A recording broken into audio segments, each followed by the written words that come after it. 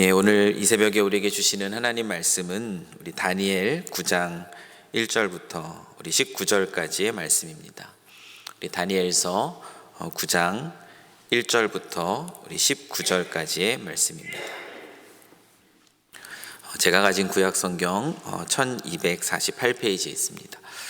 다니엘서 9장 1절부터 우리 19절 말씀, 좀 긴 성경 구절인데요. 우리 같이 한 목소리로 같이 봉독하겠습니다. 메대 족속 아에소에로의 아들 다리오가 갈대아 나라 왕으로 세움을 받던 첫 해, 곧 그 통치 원년에 나 다니엘이 책을 통해 여호와께서 말씀으로 선지자 예레미야에게 알려주신 그 연수를 깨달았나니 곧 예루살렘의 황폐함이 70년 만에 그치리라 하신 것이니라.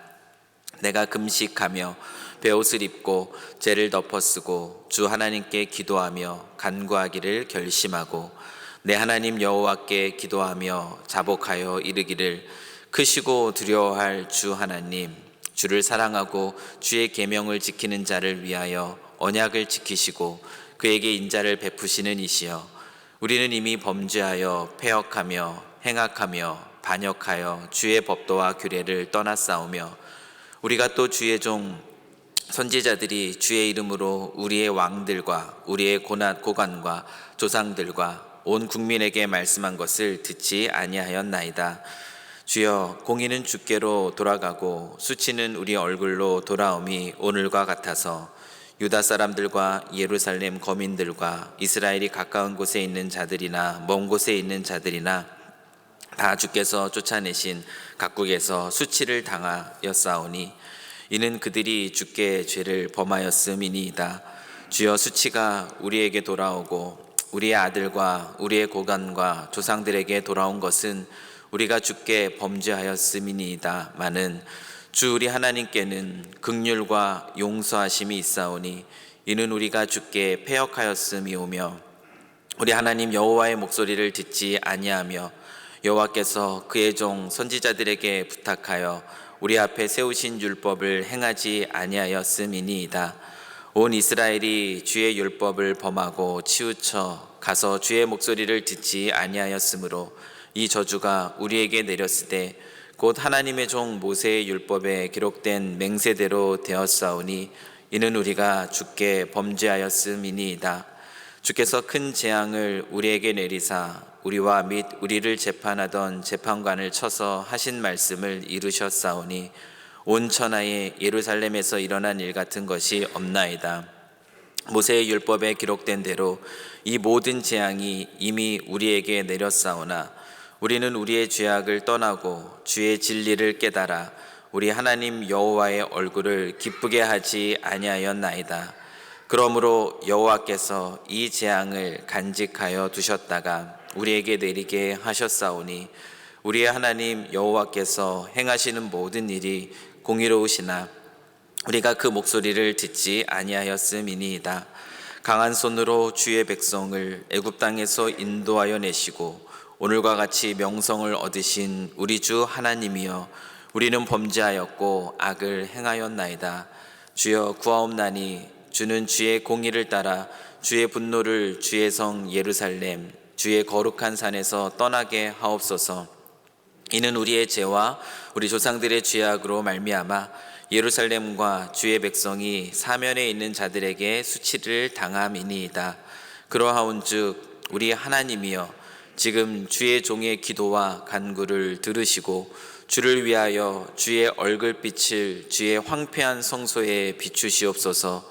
나의 하나님이여, 귀를 기울여 들으시며 눈을 떠서 우리의 황폐한 상황과 주의 이름으로 일컫는 성을 보옵소서. 우리가 주 앞에 간구하옵는 것은 우리의 공의를 의지하여 하는 것이 아니요 주의 큰 긍휼을 의지하여 함이니이다. 주여 들으소서. 주여 용서하소서. 주여 귀를 기울이시고 행하소서. 지체하지 마옵소서. 나의 하나님이여, 주 자신을 위하여 하시옵소서. 이는 주의 성과 주의 백성이 주의 이름으로 일컫는 바 됨이니이다. 아멘. 예수님께서 이렇게 마지막 때의 증거 중에 하나로 말씀하신 것이 무엇이냐면 바로 사랑이 식어지는 것입니다. 그 사랑이 식어진다라는 것이 의미하는 것이 무엇이겠습니까? 그 사랑의 반대말은 무엇일까요? 그 노벨 평화상을 받은 테레사 수녀는 사랑의 반대말은 증오가 아니고 무관심이다라는 말을 했습니다. 그 사랑이 식어진다라는 것은요, 누군가에 대한 어떤 미움과 증오가 커진다라는 것이기보다는 사람들에 대해서 무관심해진다는 것이 더 맞는 말이 아닌가 생각이 듭니다. 우리가 지금 살아가고 있는 사회가 그렇습니다. 여전히 자기와 관련돼 있는 일들, 또 자기의 이익, 자기의 명예, 또 자기의 자녀, 자기의 가족과 관련돼 있는 일들에는 우리가 얼마나 열정적으로 그 일들에 달려드는지 모릅니다. 그 일들을 위해서는 목숨 걸고 싸우기까지 합니다. 하지만 개인주의가 팽배한 이 오늘날의 사회 속에서 많은 사람들이 자기와 관련이 없는 일들에는 크게 신경을 쓰지 않고 무관심한 경향이 점점 더 커져가고 있습니다. 사랑이 점점 식어져 가고 있는 것입니다. 우리가 이 다니엘서를 지금까지 이제 묵상해 오면서 우리가 다니엘에 관해서 알게 되는 그 여러 가지 사실 중에 한 가지가 무엇인가 하면 바로 이 다니엘이라는 이 사람이요, 비록 이 느부갓네살 왕 때에 포로로 사로잡혀 온 사람이었지만 그는 이방 나라에서도 인정받는 자로서 살아왔음을 우리가 이 말씀을 통하여서 이제 확인합니다. 이 느부갓네살 왕이 그 나라를 다스릴 때에 느부갓네살 왕은 다니엘을 높였습니다. 우리 2장 48절 말씀을 보면 왕이 이에 다니엘을 높여 귀한 선물을 많이 주며 그를 세워 바벨론 온 지방을 다스리게 하며 또 바벨론 모든 지혜자의 어른을 삼았으며, 이 느부갓네살 왕 때뿐만 아니라 벨사살 왕 때도 마찬가지였습니다. 5장 29절에 이렇게 기록하고 있는데요, 이에 벨사살이 명하여 그들이 다니엘에게 자주색 옷을 입히게 하며 금사슬을 그의 목에 걸어주고 그를 위하여 조서를 내려 나라의 셋째 통치자로 삼으니라. 그 뒤를 이어서 나온 이 다리오 왕에서부터 또 다니엘이 마지막까지 사역했던 이 고레스 왕의 시대까지 마찬가지로 다니엘은 그 나라에서, 그 이방 나라에서 인정받는 자로 계속 살아왔습니다. 6장 28절에도 이 말씀이 기록되어 있어요. 이 다니엘이 다리오 왕의 시대와 바사 사람 고레스 왕의 시대에 형통하였더라.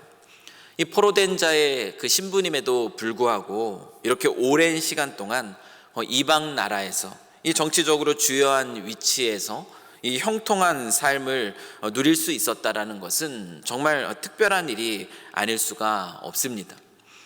이 다니엘이 잡혀올 때에 그때 그는 소년이었습니다. 15에서 20살 그 사이, 그때의 어린 나이였어요. 그리고 오늘 이 본문의 사건이 이르기까지 얼마나 많은 시간이 흘렀는가 하면은 거의 70년이라는 그러한 시간이 흘렀습니다. 다른 나라에서 산다라는 것, 그것이 어떻습니까?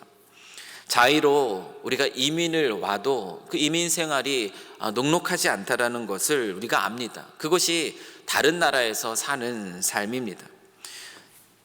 포로된 자로서 이 다른 나라에서 산다라는 것은 우리가 상상할 수 있습니다. 그것이 얼마나 더 힘든 삶일까 우리는 상상할 수가 있습니다. 당연히 더욱 쉽지 않습니다. 이 다니엘이 비록 다른 포로된, 다른 사로잡혀 온 그 유대인들과는 비교할 수 없는 권력과 그 부요함을 누리는 자리에 있었지만 그의 삶, 다니엘의 삶이라고 해서 결코 평탄한 것만은 아니었습니다. 늘 이방인으로서 또 시기와 또 질투, 모함의 대상이었고, 지금까지 우리가 본 것처럼 그는 생명의 위협, 그 죽음의 위협을 이겨내면서 살아야만 했습니다. 이 겉으로 보기에는 다른 유대인들과, 다른 포로로 잡혀온 유대인들과 너무나 다른 삶을 산 것처럼 보이지만, 사로잡혀온 자로서, 포로된 자로서 다니엘이 살아가는 그 자리에서 치열한 삶을 살아야만 했습니다. 다른 이들과 마찬가지로 이방 나라에서 자기의 삶을 지켜내기에도 쉽지 않다고 말할 수 있는 그런 삶을 다니엘도 살았다고 할 수 있습니다. 그렇기 때문에 그와 같은 치열한 삶을 살아가고 있기 때문에 다른 사람들에 대한 관심, 그러한 사랑이 식어지기 쉬운 그런 환경 속에서 살아갔음을 우리는 생각해 보아야 합니다. 자신의 생존 때문에, 자신의 삶의 문제 때문에 다른 이들의 삶에는 무관심할 수 있는 삶이 바로 포로된 자의 삶입니다. 사로잡혀온 자의 삶이에요. 그런데 오늘 본문에서 발견하는 이 다니엘의 모습, 그 모습은 어떤 모습인가? 그 역시 비록 다른 유대인들과는 다르게 권력을 누리고 있었고 또 부유함 가운데 있었지만, 말씀드렸듯이 포로된 자로서 그는 그 안에서 시기와 질투와 모함과 생명의 위협을 견뎌내면서 살아왔음을 기억하면서요, 오늘 이 본문에서 우리가 발견하는 다니엘의 모습이 어떤 모습인가를 한번 확인하면 좋겠습니다. 오늘 본문에서 우리는 다니엘의 어떤 모습을 발견하냐면, 자신의 그 삶에 대한 관심에만 머물러 있지 않는 다니엘의 모습을 봅니다. 자신의 생존, 이 삶에 대한 관심에만 머물러 있는 것이 아니라 공동체를 위해서, 그 이스라엘 공동체를 위해서 기도하고 있는 다니엘의 모습을 오늘 우리는 이 9장의 말씀을 통해서 발견합니다. 성경이 이 공동체를 위해서 기도하고 있는 이 다니엘의 모습, 이 모습을 우리에게 들려주고 있는 이유가 무엇일까요? 이 성경이 당시 포로된, 사로잡힌 자의 삶을 살아가고 있던 그 유대인들에게 이 다니엘이라는 이 성경, 다니엘이 쓴 이 성경을 통하여 다니엘이 이 공동체를 위해서 기도하고 있는 이 모습을 또 들려주고 있는 이유가 무엇이라고 생각하십니까? 그 이유는요, 포로된 자의 삶을 살아가면서 그 하나님의 백성으로서의 그 소명을 이뤄가고 있는 그 이스라엘 백성들에게 그들의 소명이 무엇인지를 다시 한번 깨우쳐 주기 위함, 그것이 바로 이 다니엘의 기도가 우리에게 들려지고 있는 이유이고, 이 다니엘의 기도가 그때 당시 포로된 자의 삶을 수십 년간 살아가고 있던 이스라엘 백성들에게 들려주는 이유입니다. 포로된 자의 삶이라는 이 녹록하지 않은 인생을 살아갈 때에 신앙이라는 것은 자신의 어떤 생존의 수단, 자신의 삶의 문제를 해결하는 수단으로 전락해 버리기가 쉽습니다. 이민 생활을 하는 우리들의 모습도 그렇지 않습니까? 나의 안전과 또 나의 필요를 위한 수단, 나의 삶의 문제를 해결하고 또 내 삶의 또 새로운 또 부요함, 어떤 다른 위로를 가져다 주는 그런 생존의 수단으로서 신앙을 붙들면서 살아가기가 쉽다라는 것입니다. 우리의 열심히 있어 보이는, 때로는 어쩜 저러분은 저렇게 신앙이 좋을까? 어쩜 저렇게 열심히 기도할까? 어쩜 저렇게 하나님의 말씀에 순종하면서 살아가려고 애쓸까? 그 열심히 있어 보이는 그 신앙의 모습조차도요, 단순히 우리의 생존을 위한 수단, 내가 이렇게 하면, 내가 이렇게 기도함으로 내가 이 땅에서 살아남을 수 있는 그러한 이유로 그와 같은 신앙의 열심을 나타낼 수도 있다라는 겁니다. 단순히 우리의 신앙의 모습이 우리의 생존을 위한 수단으로 거기에만 머물러 있을 수 있다라는 것이, 삶이 녹록지가 않기 때문에, 먹고 사는 것도 바쁘기 때문에, 그래서 소명을 잃어버리기 쉬운 그런 삶을 살아가는 이스라엘 백성들, 그리고 어쩌면 또 지금 이 땅을 살아가는 우리들에게 이 다니엘의 기도, 이 기도는 우리의 소명을 다시 한번 생각해 보라는 하나님의 외침이고 또 하나님의 가르침입니다. 이스라엘 민족을 향한 이 하나님의 말씀을 다니엘은 알고 있었어요. 오늘 말씀을 보면은 곧 그 통치 원년에 다니엘이 책을 통해 여호와께서 말씀으로 선지자 예레미야에게 알려주신 그 연수를 깨달았나니 그 예루살렘의 황폐함이 70년 만에 그치리라 하신 것이니라. 이 다니엘은 하나님의 말씀을 통해 이스라엘 백성을 향한 하나님의 계획이 무엇인지를 압니다. 그 하나님의 계획을 알기에 그는 지금 무엇을 하고 있는가? 그 이스라엘 공동체, 단순히 그 왕궁에서 나로 하여금 시기와 모함하는 그 이방 다른 신하들로부터 나를 지켜주십시오, 단순히 그런 목적으로 하루에 3번 시간을 정하여 기도하는 그 모습이 아니라는 거예요. 그의 신앙의 모습 속에는 공동체를 향한 그 하나님의 뜻을 아는 가운데 그 공동체를 위해서 지금 이렇게 기도하고 있는 모습을 오늘 우리가 여기에서 발견하고 있다라는 겁니다. 하나님의 뜻을 알기에 다니엘은 이스라엘 신앙의 공동체를 위해서 기도합니다. 그 역사 속에서 하나님께서 이스라엘 백성들을 선택하시고 그들을 구원하신 그 이유가 무엇인가? 오늘 그 이유는 이 다니엘의 기도 속에서도 다시 한번 드러나게 되는데요, 우리 15절 말씀을 보면은 그것을 우리가 확인할 수 있습니다. 15절에서 다니엘은 기도 속에 이런 고백을 하고 있어요. 강한 손으로 주의 백성을 애굽 땅에서 인도하여 내시고 오늘과 같이 명성을 얻으신 우리 주 하나님이요. 다니엘은 지금 이스라엘 공동체, 그 신앙의 공동체를 향한 그 하나님의 선하신 계획이 무엇에 있는지를 너무나 잘 알고 있습니다. 하나님이 이스라엘을 택하시고 그들을 그 강한 손으로 구원하여 주신 것, 그것은 그 이유가 무엇이냐면 그 민족을 통하여 이 세상 속에 하나님을 드러내기 위함이에요. 하나님의 어떠하심을 세상 속에 나타내기 위함이 이스라엘 백성을 택하신 하나님의 목적이라는 것을 다니엘은 다시 한번 기억합니다. 그러면서 지금 드리고 있는 기도가 무엇입니까? 공동체, 믿음의 공동체가 이 소명을 다시 찾게 해달라는 기도가 바로 다니엘의 기도예요. 그와 같이 하나님의 선택을 입었고 구원하심을 입은 이 민족이 지금 범죄하였습니다. 범죄하였고 그리하여서 그 소명을 잃어버린 채 살아가고 있는데, 그래서 지금 징계하며 하나님께서 허락하신 그 시간 동안, 이 70년이라는 시간 동안 그 징계 가운데 있다라는 것. 그러나 또 다니엘이 또 알고 있는 것이 무엇이냐면 하나님께서 그들을 다시 회복시키셔서 그리고 또 그들로 하여금 다시 선택받은 하나님의 백성으로서의 사명을 감당하게 하실 것에 대해서 다니엘은 말씀을 통해서 깨닫고 그것을 기억하고 있기 때문에 지금 이스라엘 공동체를 위해서 지금 이와 같은 기도를 드리고 있는 겁니다. 회개의 기도와 더불어 하나님의 약속으로 이제 이스라엘 백성들이 돌아갈 때가 가까워 왔을 때에 하나님 긍휼히 여겨주시고 이 민족을 회복시켜 주시고 그리고 그 소명을 찾게 해달라는 기도가 오늘 이 9장의 다니엘의 기도라는 것이에요. 포로된 삶, 70년에 가까운 그 삶을 살아가면서 어느새 신앙이라는 것, 누군가는 놓쳐버렸을 거예요. 우리 하나님이 나를 버리셨는가? 누군가는 그 신앙을 붙들고 있지만 그것이 녹록치 않은 자기 삶에 자기를 어떻게 지탱하게 하는 단순한 생존의 수단에 머물러 있었을 그 유대인들, 그 사로잡혀온 그 이방 땅에서 포로된 삶을 살아가고 있는 그 유대인들에게, 그리고 어쩌면 지금 이 시대를 살아가면서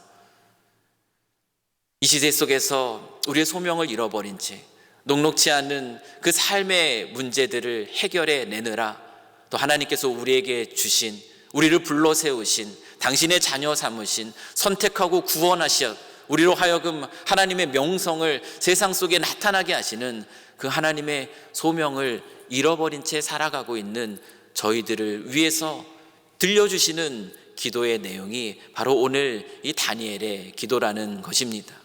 다니엘은 하나님의 그 놀라운 계획을 기억하며 자기 자신의 삶의 문제가 아니라 공동체를 위한 기도를 드립니다. 이 민족이 범죄함으로부터 회개하고 주님의 긍휼하심을 입어 그 소명을 다시 찾는 민족 되게 하여 주시옵소서. 하나님께서 오늘 우리에게 주시는 마음이 그 마음이 아닐까 생각이 듭니다. 하나님께서 저희들을 선택하시고 구원하여 주신 그 이유가 무엇입니까?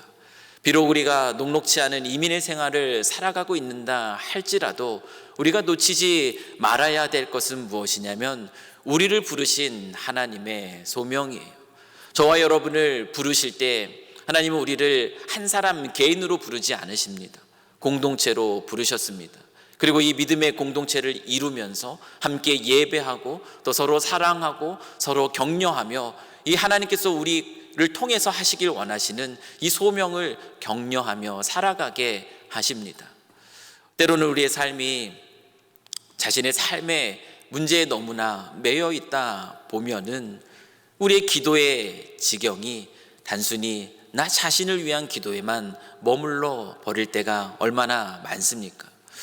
오늘 우리에게 필요한 것은 무엇이냐면 다니엘이 하나님의 약속의 말씀을 기억하면서 믿음의 공동체를 위해서 기도하고 있었던 것처럼 하나님께서 저와 여러분을 믿음의 공동체 한 교회로 불러주시고 그리고 이 교회를 통해서 하나님이 이 세상 속에 어떤 일을 이루시길 원하시는지 우리가 말씀을 통해서 깨달았다면 하나님께서 교회를 통해 하나님의 영광을 세상 속에 드러내며 주님을 알지 못하는 자를 주께로 돌이키며 또 깨어지고 망가진 이 세상을 회복시키길 원하신다라는 그 놀라운 계획을 우리가 알고 있다면 우리의 기도는 단순히 내 삶의 문제, 녹록지 않은 삶에서 생존을 위한 그런 기도에만 머물러 있어서는 안 됩니다.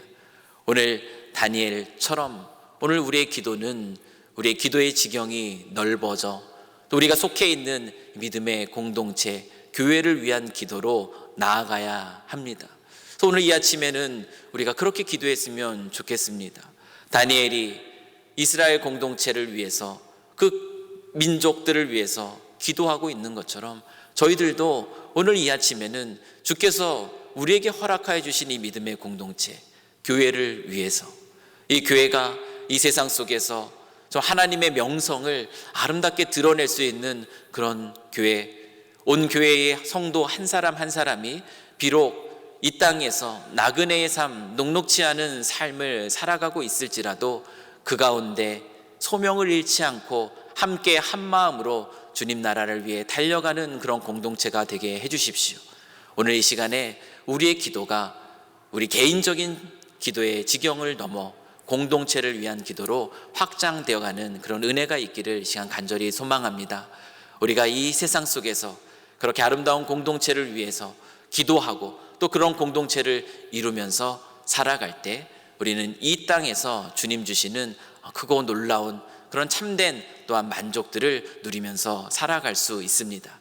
오늘 이 아침에 오늘 다니엘의 기도를 다시 한번 기억하시면서 우리를 향한 하나님의 소명을 다시 한번 발견하시고 우리가 속해 있는 이 믿음의 공동체 하나님께서 거룩하게 회복시켜 주시고 하나님께서 더욱더 건강하게 잘 성장해 나가며 이 세상에서 그 소명을 놓치지 않는 그런 교회 되게 해달라고 오늘 이 아침에 또 같이 기도할 수 있기를 이 시간 간절히 축원합니다.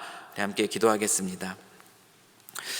하나님 아버지, 하나님께서 우리를 선택하시고 우리를 구원하여 주심은 단순히 우리로 하여금 이 세상에서 구원받은 자로서 만족하며 살아가게 하기 위함이 아니라 우리를 통해 여전히 주님을 알지 못하는 자들에게 그 하나님의 영광스러운 빛, 그 아름다움을 드러내고 그들로 주께 돌이키며 또 이 세상이 회복의 자리로 나아가도록 하기 위함임을 우리가 다시 한번 기억합니다.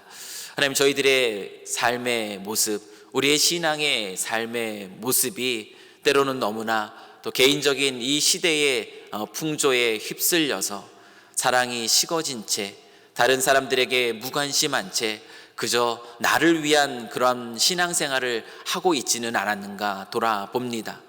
사랑이 식어져가는 이 시대를 살아가면서 우리의 신앙 역시 그렇게 개인적인 자신의 영적인 만족만을 위한 모습으로 살아가는 저희들의 신앙의 삶이 되지 않도록 주님 붙들어 주시고 오늘 그 삶 속에서도 공동체를 위해서 기도하고 있는 이 다니엘의 기도의 내용을 기억하면서 저희로 하여금 또 믿음의 공동체 함께 이 시대를 살아가게 한 믿음의 지체들을 위해서 기도함으로 나아가는 저희들 될 수 있도록 주님 우리의 기도의 지경을 넓혀 주시옵소서.